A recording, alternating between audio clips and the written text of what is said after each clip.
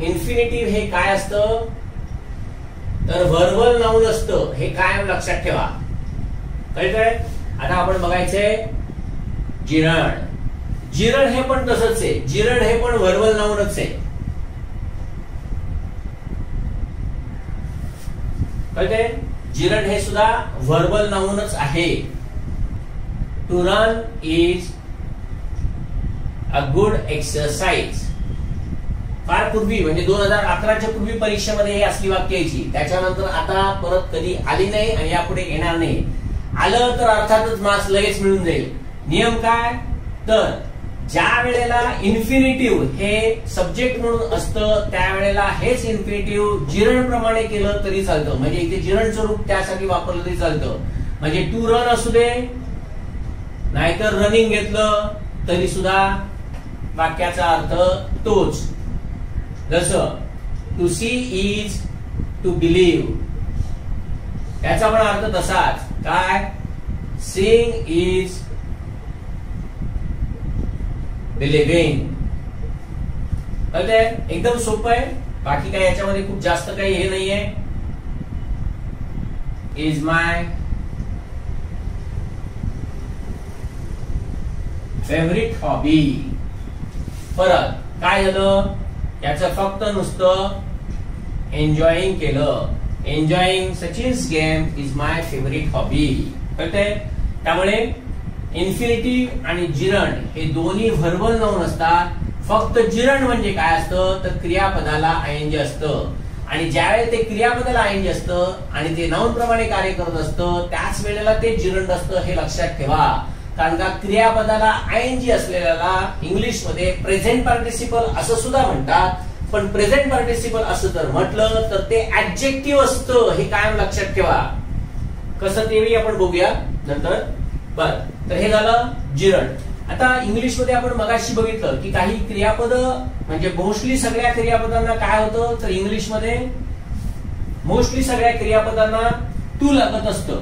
परंतु असं असलं तरी इंग्लिश मध्ये काही क्रियापद अशी आहेत की त्या क्रियापदांच्या नंतर कधी टू इन्फिनिटिव्ह लागत नाही, टू वर्ब लागत नाही. आणि काही क्रियापद अशी आहेत की ज्यांच्या पुढे इन्फिनिटिव्ह पण चालतं आणि जिरण पण चालतं. याच्यावरच एक फेवरेट वाक्य जे परीक्षेमध्ये अनेकदा पडून गेलेले आहे, त्या वाक्य असं आहे बघा.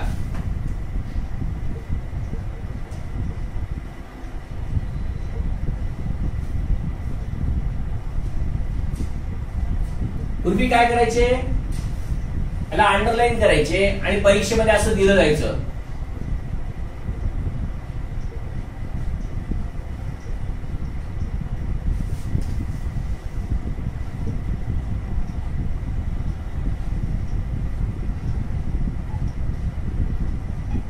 असं दिलं जायचं फार पूर्वी. परत 2011च्या पूर्वीचं हे सगळं.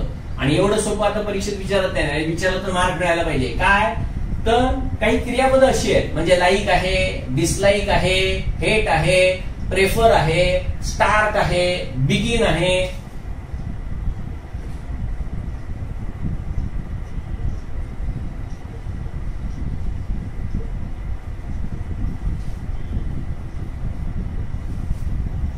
बिगिन आहे, कंटिन्यू आहे,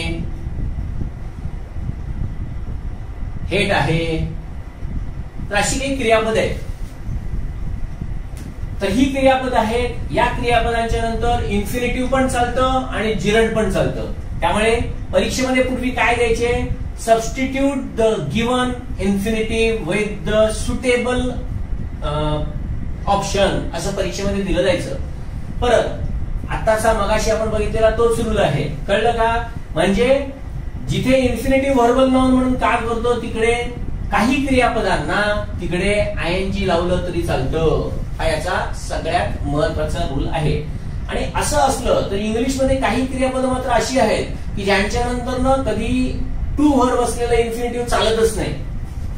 त्याच्यामधली काही आता मला जेवढी आठवतील तेवढी सांगतो. एन्जॉय आहे, अवॉइड आहे, कांट हेल्प आहे. अशा क्रियापदांची लिस्ट मी पुस्तकामध्ये दिलेली आहे. ती काही सगळीच्या सगळी पाठ असणं शक्य नाहीये. हा, पण वाक्यात आल्यानंतर तुम्हाला ते समजू शकतं. तर ही जी काही क्रियापद आहेत त्याच्यामधलं पर्टिक्युलरली हे क्रियापद हे जे आहे हे अनेकदा परीक्षेमध्ये येऊन गेलेले आहेत. हे पण परीक्षेमध्ये येऊन गेलेलं आहे. तर सांगायचं काय मित्रांनो की या क्रियापदांच्या नंतर कधी टू आलं ना, टू व्हर्ब आलं ना तर चालत नाही. म्हणजे जसं we enjoyed to travel by plain.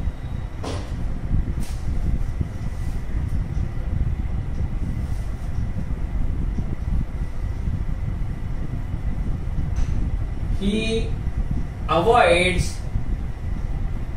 to pay me money.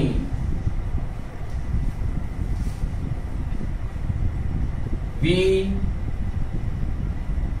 couldn't help. काय नाही, कांट हेल्पचं फक्त couldn't help मी केलेलं आहे. We couldn't help to laugh. तर परीक्षेमध्ये तुम्हाला हे असं वाक्य दिलं जाईल, कळलं का? मुद्दामून we enjoyed to travel, he avoids to pay, we couldn't help to laugh.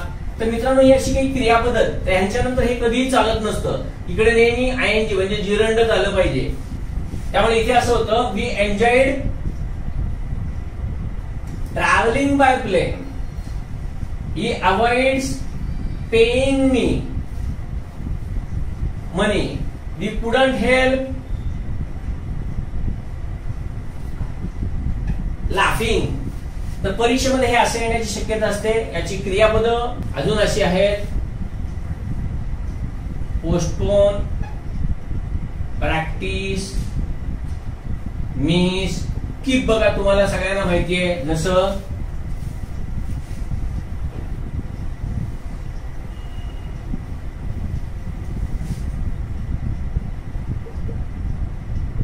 She kept me waiting, तिनं मला वाट पाहत ठेवलं. They stopped playing football due to rain. म्हणजे परीक्षेमध्ये अशी ही वाक्य आपल्याला पडू शकतात. त्यामुळे फक्त एवढंच लक्षात ठेवा की त्या पुस्तकामध्ये सुद्धा मी तिकडे जी काही एक्झाम्पल्स दिले तेवढी फक्त एक्झाम्पल्स तुम्ही जर बघितली, परत एक्झाम्पल्स बघणं म्हणजे काय तर तिथे कोणतं क्रियापद दिलंय ना ते फक्त बघा आणि ते लक्षात ठेवण्याचा प्रयत्न करा. किंबहुना जर तुम्ही 4-5 वेळा अशी क्रियापद कुठली पण घेतली, म्हणजे he postpone discussing, he postpone taking loan, he practised running, practised to run नाही, ही प्रॅक्टिस्ड रनिंग, कळलं? अशा प्रकारची I miss watching Avatar movie.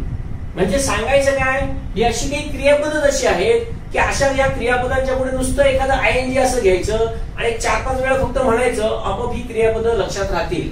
परत ह्याच्यावरती अजूनपर्यंत एमपीएससी मध्ये प्रश्न पडलेला नाही, हेही लक्षात ठेवा.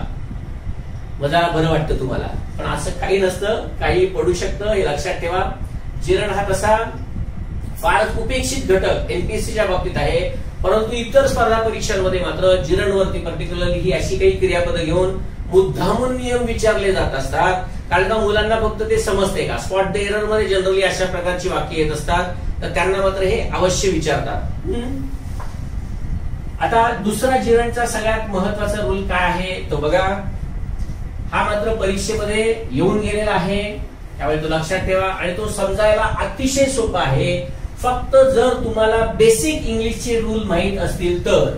आता त्या बेसिक इंग्लिशच्या रूल मधलं आधी बेसिक इंग्लिश फक्त त्या रूल साठी आवश्यक काय आहे ते सांगतो. तुम्हाला माहिती आहे की पॉझेसिव्ह म्हणजे काय. पॉझेसिव्ह म्हणजे ताबा किंवा स्वामित्व किंवा मालकी असणारी जी नाउन्स किंवा प्रोनाउन्स असतात त्याला पॉझेसिव्ह प्रोनाउन्स असं म्हणतात. बरोबर आहे. उदाहरणार्थ तुम्हाला माहितीये my, our, your, his, her, its, their, ही सगळी जी आहेत याला म्हणतात पॉझेसिव्ह प्रोनाउन्स. जशी पॉझेसिव्ह प्रोनाउन्स आहेत तसंच बघा मित्रांनो तुम्हाला हे पण माहिती आहे नाउन्स आहेत फक्त पॉझेसिव्हची. बरोबर ना. माहिती सचिन्स असेल, नंतर नाहीतर काय अकबर्स असेल, काय वाटेल ते असेल. नियम काय तर पॉझेसिव्ह प्रोनाउन्स या सगळ्यांना पॉझेसिव्ह प्रोनाउन्स असं म्हणतात. नियम काय, तर ही जी पॉझिटिव्ह प्रोनाउन्स आहेत तुम्हाला माहितीये की यांच्यानंतर नेहमी नाउन असतं. उदाहरणार्थ माय होम असं म्हणूनच माय वापरता येतं, आवर स्कूल असं म्हणूनच आवर वापरता येतं, युअर नोटबुक असं म्हणूनच वापरता येतं, his bungalow, his school, his work असं वापरता येतं. तसंच हरच्या बाबतीत या सगळ्यांच्या बाबतीत असं आहे. म्हणजे नुसती पॉझिटिव्ह कधी वापरली जात नाही, तर त्यांच्यानंतर नेहमी काही ना काहीतरी नाउन लागतच. कळलं? हे जी पॉझिटिव्ह नाउन किंवा प्रोनाउन्स आहेत ही ऍक्च्युली पॉझिटिव्ह नाउन किंवा प्रोनाउन्स नसून नाउन किंवा प्रोनाउन्सचं पॉझिटिव्ह रूप आहे. म्हणून आता मी ह्याला असं म्हणतो की या सगळ्यांना पॉझिटिव्ह ऍडजेक्टिव्ह असं म्हणतात. परत ऍडजेक्टिव्ह का, तर ह्यांच्यानंतर नेहमी नाउन असतं म्हणून ऍडजेक्टिव्ह आहे. जसं माय नेम, नेम हे नाउन आहे, याच्या पुढे हे आलंय म्हणून हे ऍडजेक्टिव्ह आहे. माय स्कूल, स्कूलच्या अगोदर हे आलंय म्हणून याला पॉझिटिव्ह ऍडजेक्टिव्ह म्हणतात. मी म्हणतो मित्रांनो, तुम्हाला हेही नाही समजलं तरी चालेल. तुम्हाला ज्या वेळेला ही रूप दिसतील त्यावेळेला तुम्हाला नेहमी समजलं पाहिजे की पॉझिटिव्हच्या नंतर क्रियापद जर आलं तर त्याला नेहमी आयएनजी लावतात. आणि याचं कारण का, तर यांच्यानंतर नेहमी नाउन असलं पाहिजे आणि क्रियापदाचं आयएनजी रूप हे नाउन असतं म्हणून ते येत असतं. हा त्याचा खरा नियम आहे. कळतंय? म्हणजे बघा, माय scolding him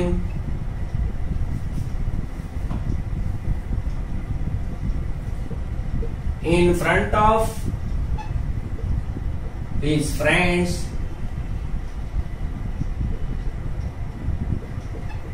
insulted him.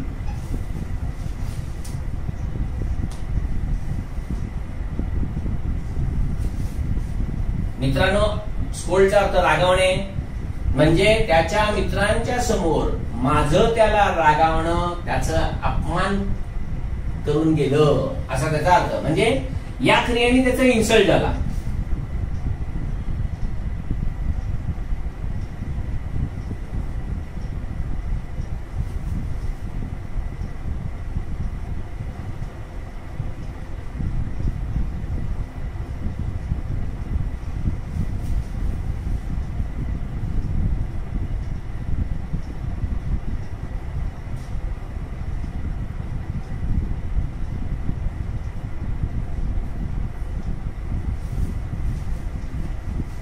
Her coming late, हर कम लेट नाही. म्हणजे परीक्षेमध्ये तुम्हाला काय करतील माहिती का, त्याच्याऐवजी नुसतं असं देतील, her come late spoiled our programme to watch movie that night. म्हणजे तिच्या उशिरा येण्याने आमचा रात्रीचा चित्रपट पाहण्याचा प्रोग्राम बिघडला. म्हणजे देत असताना ते तुम्हाला मुद्दाम असं काहीतरी वेगळं देतील, हे लक्षात ठेवा.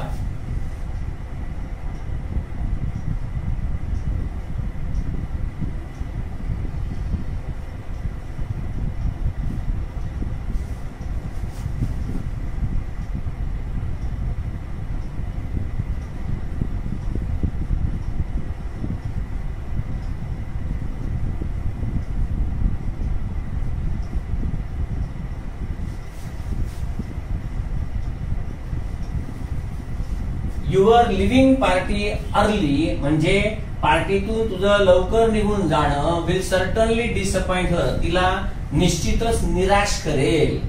सांगायचं काय, पॉझिटिव्हच्या नंतर क्रियापदाला आयएनजी असलंच पाहिजे. हा याचा सगळ्यात महत्वाचा रूल. अजून बघा, समजा नाउन वर्ण तुम्हाला दिलं,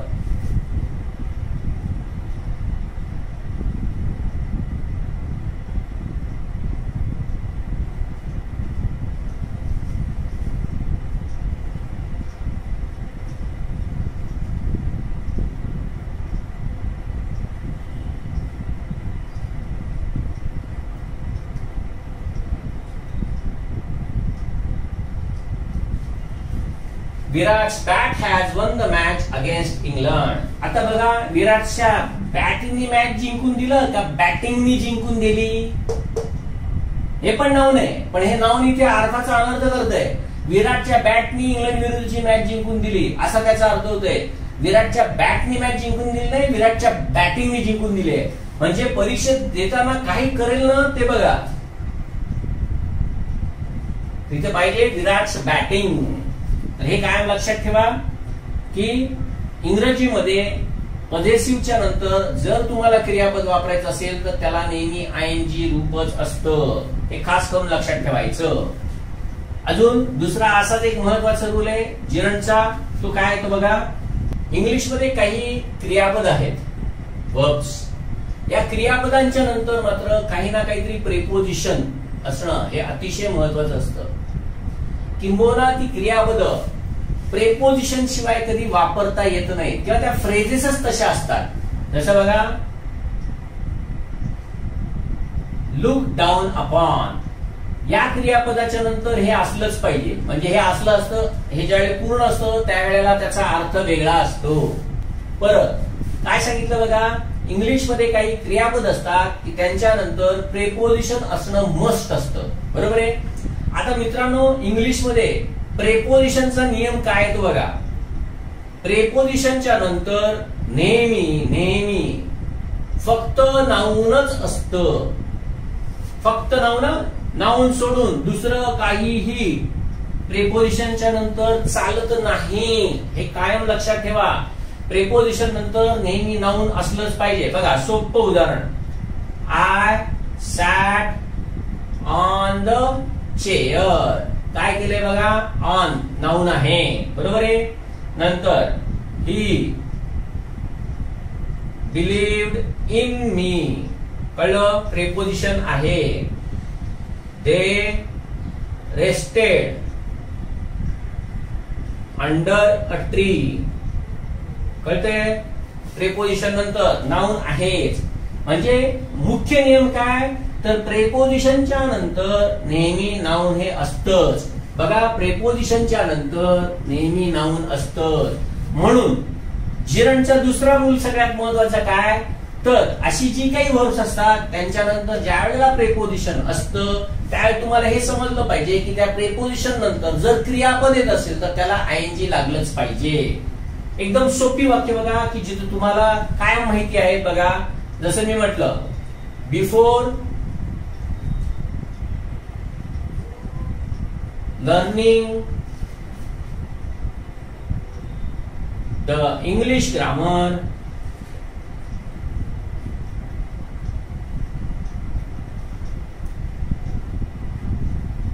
you find it difficult. काय म्हटलंय बघा, बिफोरच्या नंतर काय आहे, लर्निंग. म्हणजे इंग्लिश ग्रामर शिकण्याच्या अगोदर तुम्हाला ते अवघड वाटतं. शिकण्याच्या अगोदर प्रत्येक गोष्टच अवघड वाटते. अजून बघा, after reaching there she phoned me. म्हणजे तिकडे पोहोचल्यानंतर तिनं मला फोन केला. सांगायचं काय, प्रेपोजिशनच्या नंतर क्रियापदाला नेहमी आयएनजी असलं पाहिजे, हा सगळ्यात महत्वाचा रूल. आणि त्याचप्रमाणे ही काही क्रियापद आहेत की ज्यांच्या नंतर प्रेपोजिशन असतं. मग त्या प्रेपोजिशन नंतर जर तुम्हाला क्रियापद वापरायचं असेल तर त्याला लावलंच पाहिजे, क्रियापदाला आयएनजी लावलंच पाहिजे. म्हणजेच जिरंटचं रूप वापरलंच पाहिजे. बघा, मी असं म्हटलं,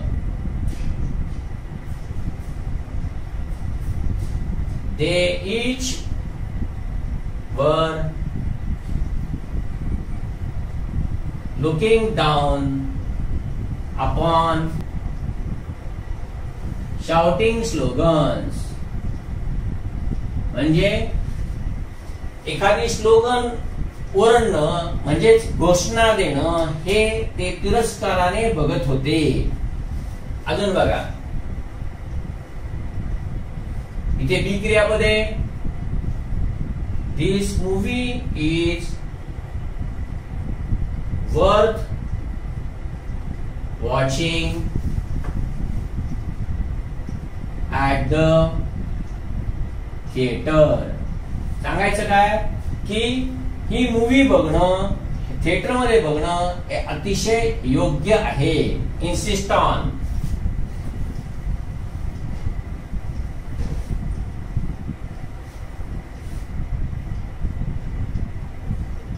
He insisted on having more rice. म्हणजे त्यांनी अधिक भात खाण्याचा किंवा खेळण्याचा आग्रह केला. You should abstain from smoking and drinking. कळतंय? I am not afraid of watching horror movies.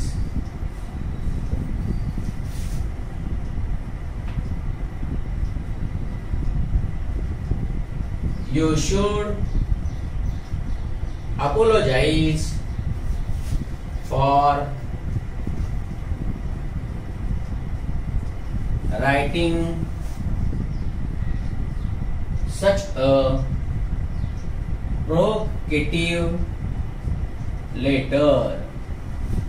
म्हणजे अशा प्रकारचं भडकवणारं पत्र लिहिण्याबद्दल किंवा लिहिण्यासाठी तू माफी मागितली पाहिजे. तर मित्रांनो, महत्वाचा याचा रूल फक्त काय आहे तो समजून घ्या की इंग्लिश मध्ये प्रेपोजिशन नंतर ज्या वेळेला प्रेपोजिशन दिसेल त्या प्रेपोजिशन नंतर तुम्हाला तिकडे नेहमी आयएनजीच वापरावं लागतं.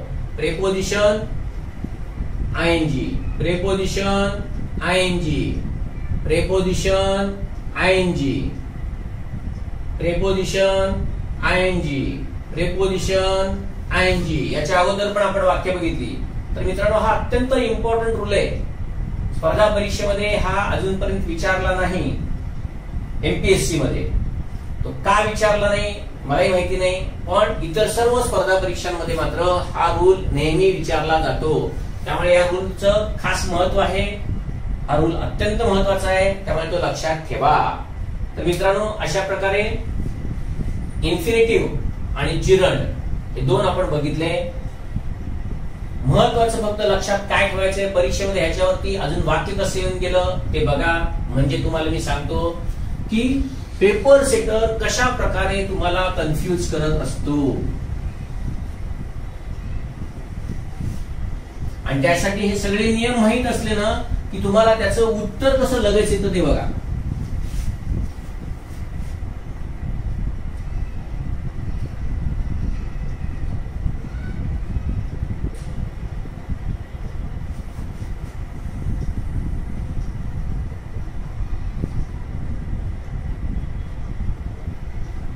मित्रांनो, परीक्षेत काय केलं मला वाटतं राज्यसेवेच्याच 2018च्या परीक्षेमध्ये मला वाटतं हे वाक्य येऊन गेलं. असू दे, कोणत्या का परीक्षेत येऊ दे, महत्वाचं काय ते बघा.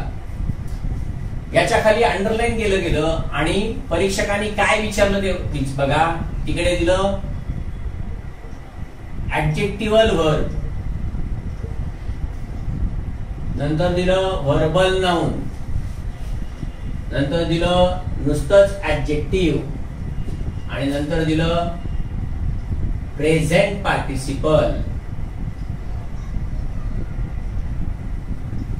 आणि याच्यामधनं नेमकं आता परीक्षेमध्ये काय उत्तर द्यायचं ते बघा. याच्यामध्ये तुम्ही का गोंधळता ते सगळ्यात बघा, ते अतिशय महत्वाचं आहे. जसं समजा मी असं म्हटलं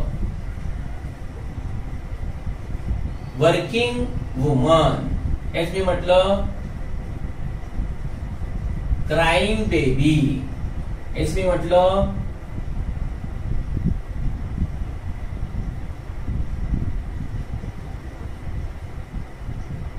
इंटरेस्टिंग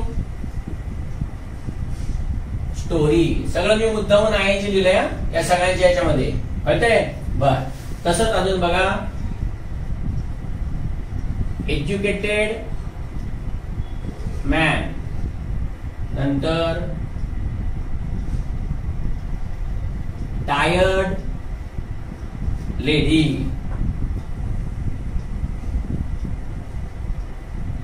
मॅरिड वुमन. बघा आता अजून काय लिहितो बघा.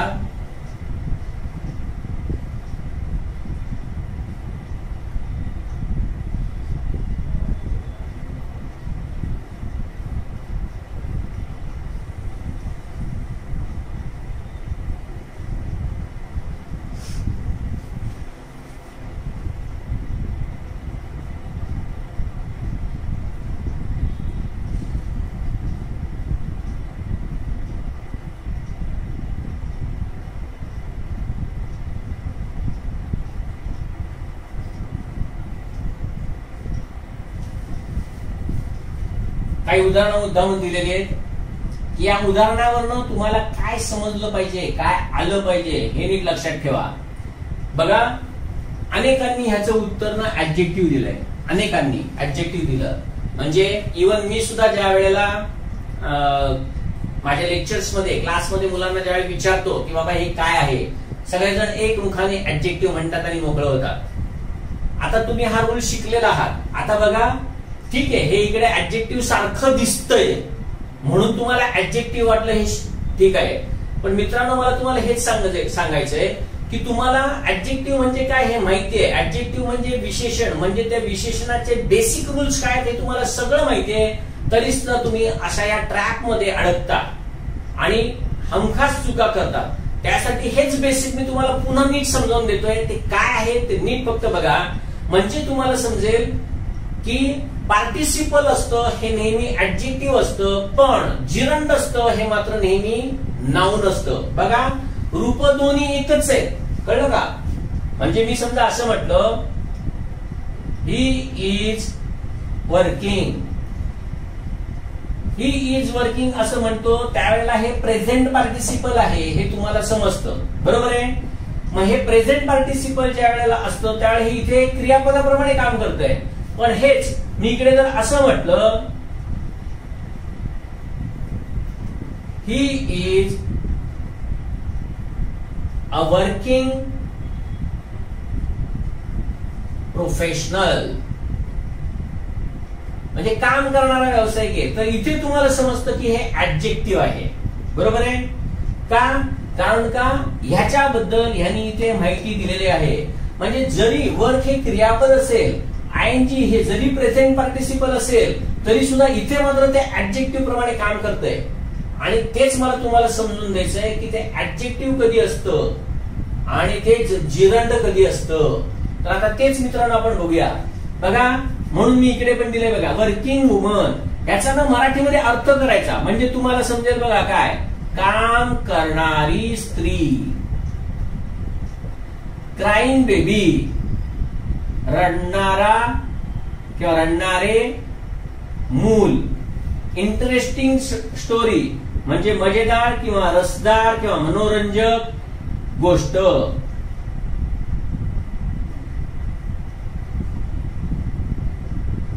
बरोबर आहे? इथे पण तुम्हाला ते दिसेल. एज्युकेटेड मॅन म्हणजे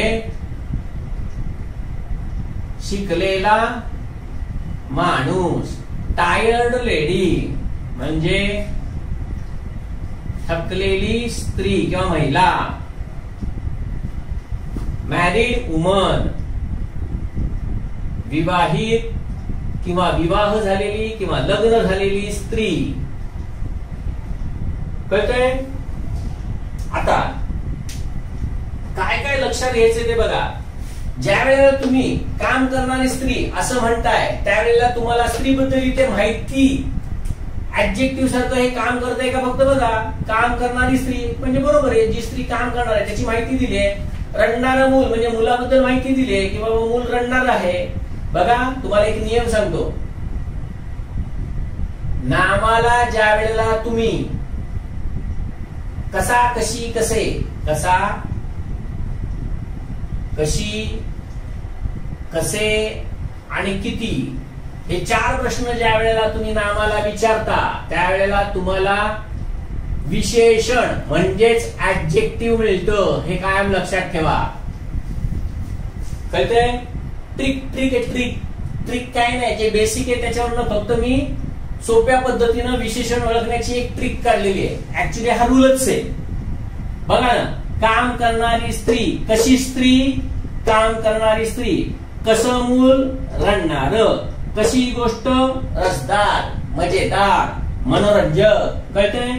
या सगळ्या याच्यामध्ये तुम्हाला त्या नामाची माहिती दिलेली दिसते.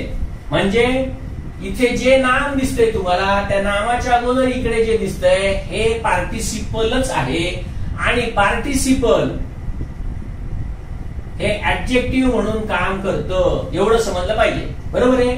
तेच इथे बघा, कसा माणूस, कसा, कशी महिला, कशी स्त्री. कळतंय? ऍडजेक्टिव्ह. आता फक्त इथे प्रेझेंट पार्टिसिपल आहे, इकडे पास्ट पार्टिसिपल आहे, पण आहे पार्टिसिपलच शेवटी. इकडे फक्त प्रेझेंट आहे, इकडे पास्ट आहे, पण बाकी पार्टिसिपलच आहे.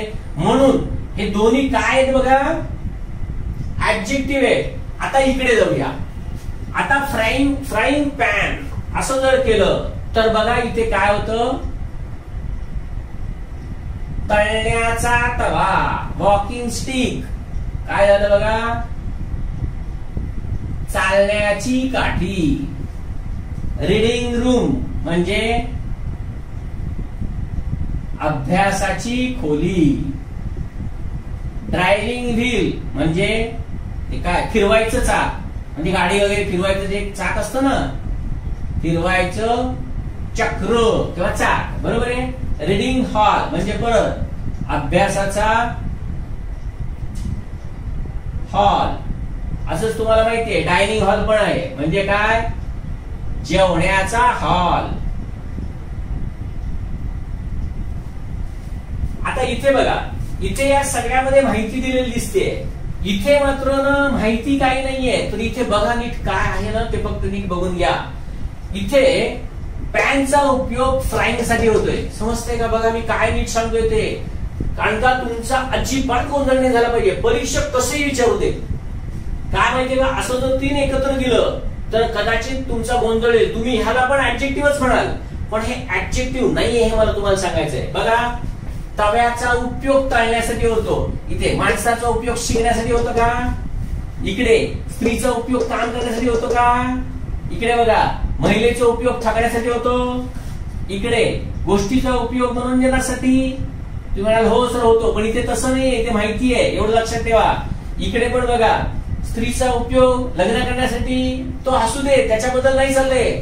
महत्वाचं काय ते बघा, या स्त्रीची माहिती या शब्दाने दिली आहे, या स्त्रीची माहिती इथे दिली आहे, या व्यक्तीची माहिती इथे दिलेली आहे. तसंच या प्रत्येकाची माहिती इकडे दिली आहे, म्हणून ते ऍडजेक्टिव्ह आहे. म्हणून जर इथे पार्टिसिपल असलं तरी ते ऍडजेक्टिव्ह प्रमाणे कार्य करतं. परंतु इथे मात्र पुढे असलेलं जे जे नाव आहे त्याची इथे माहिती दिली जात नाहीये. उलट होत आहे काय, या पॅनचा उपयोग फ्राईंग साठी करताय. स्टिकचा, वॉकिंग स्टिक जे असते आजीची आजोबांची, त्या स्टिकचा उपयोग चालण्यासाठी होतोय. रूमचा उपयोग रीडिंग साठी होतोय. व्हीलचा उपयोग ड्रायव्हिंग साठी होतोय. हॉलचा उपयोग रीडिंग साठी होतोय. म्हणजे इथे उपयोग आहे, इथे ह्यांचा उपयोग ह्याच्यासाठी नाहीये. या दोन मधला जर फरक समजला तर आता मग मित्रांनो हे जे आहे ना, या सगळ्याला म्हणतात काय, जिरंड. आणि हे जे जिरंड आहे हे जिरंड प्लस नाउन असं करून हे एक कंपाऊंड नाउन तयार झालेलं आहे. म्हणजे उद्या जर तुम्हाला समजा इथे तर ठीक आहे हे दिलेलं आहे, उद्या जर ह्याच्यापेक्षा अजून जर वेगळ्या प्रकारे जर तुम्हाला काही असं दिलं तर तुम्हाला त्याच्यामध्ये समजलं पाहिजे. म्हणजे समजा असं वाक्य दिलं,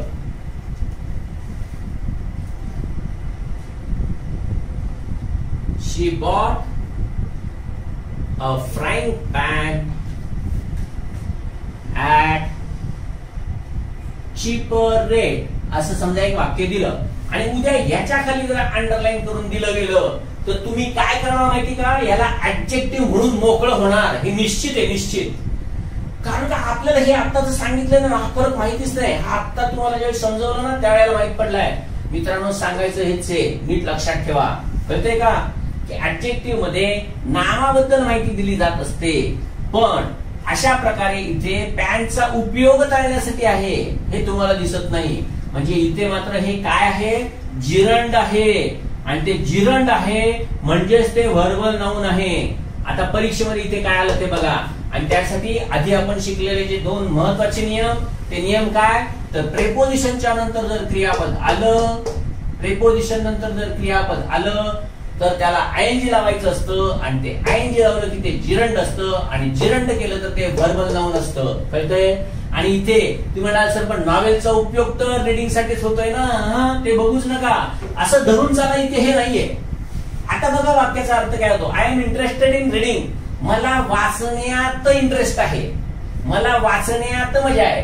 कशात, in what, in what, what म्हणजे कर्म.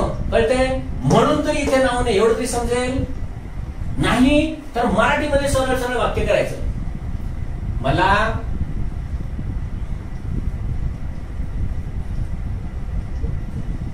पुस्तके वाचण्यात आनंद आहे.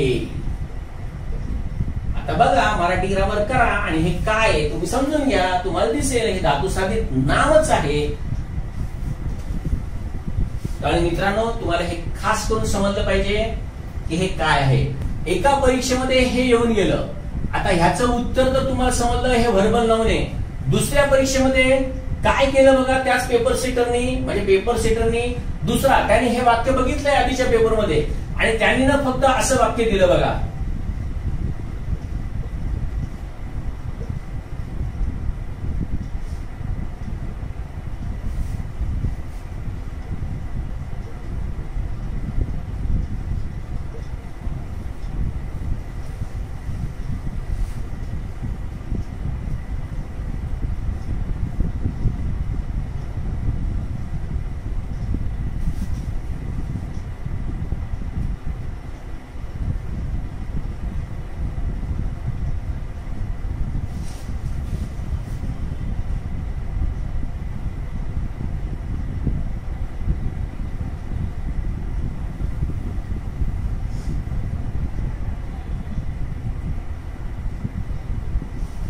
बघा, पहिल्या परीक्षेमध्ये हे विचारलं गेलं. इथे आता सांगितल्याप्रमाणे मुलांचा गोंधळ झाला की हे ऍडजेक्टिव्ह आहे का व्हर्बल नाऊन आहे हे समजण्यामध्ये. त्यामुळे हे ऍक्च्युअली इकडे काय आहे, व्हर्बल नाऊन आहे. ते कसं आहे ते आपण बघितलं. कारण का प्रेपोजिशन नंतर क्रियापदाला आयएनजी लागतं आणि क्रियापदाला आयएनजी जर प्रेपोजिशन नंतर लागलेलं दिसत असेल तर त्याला जिरंड असं म्हणतात. दुसऱ्या परीक्षेमध्ये पेपर सेटरनी काय केलं हेच एक्झाम्पल त्यांनी बघितलं.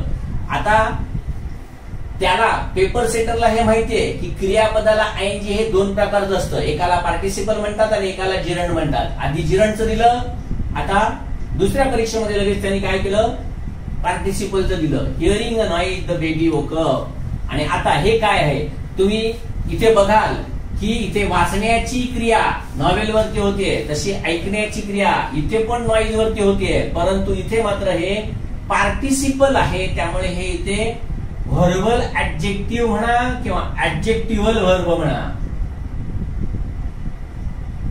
असं आहे. ते काय आहे आणि कसं आहे हे आपण पुढच्या लेक्चरला बनवणार आहोत. कारण का हे पार्टिसिपल आहे. मग तेच आयएनजी हे जिरंड कधी असतं हे आता आपण बघितलं. तेच आयएनजी पार्टिसिपल कसं असतं हे आता पुढच्या लेक्चर मध्ये बघूया. पुढचं पण लेक्चर अतिशय इम्पॉर्टंट आहे, जे परीक्षेला आता पण राज्यसेवेमध्ये विचारलं गेलं, त्यामुळे फार महत्वाचं आहे. ते आपण पुढच्या लेक्चर मध्ये बघू.